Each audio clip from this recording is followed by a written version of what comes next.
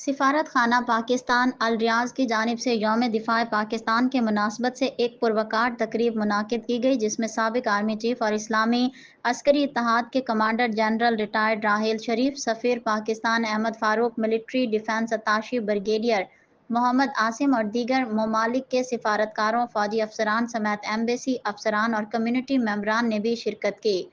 تقریب سے خطاب کرتے ہوئے یوم دفاع کی اہمیت کے حوالے سے سفیر پاکستان کا کہنا تھا کہ یہ وہ دن ہے کہ جب پاکستان کی نڈر اور بہادر افواج نے وطن عزیز پر ہونے والے بیرونی حملے کو کامیابی سے ناکام بناتے ہوئے اپنے پاک سرزمین کا دفاع کیا تھا۔ کسی بھی کامیابی کے لیے عوام کی سپورٹ لازمی ہے اور یہی وہ جذبہ تھا جس کی وجہ سے پاکستانی قوم اقوام عالم میں جانی جاتی ہے۔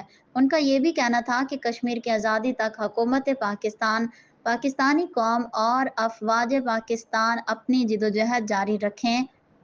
قوم کے اس سلسلے میں اقوام متحدہ عالم کو اپنے اہم کردار ادا کرنا ہوگا۔ ان کا مزید کہنا تھا کہ پاکستانی آرمی کسی بھی جارحیت کا بھرپور جواب دینے کے لیے صلاحیت رکھتی ہے۔ ان کا یہ بھی کہنا تھا کہ آپس سعودیت تعلقات وقت کے ساتھ مزید مضبوط تر ہوتے جا رہے ہیں۔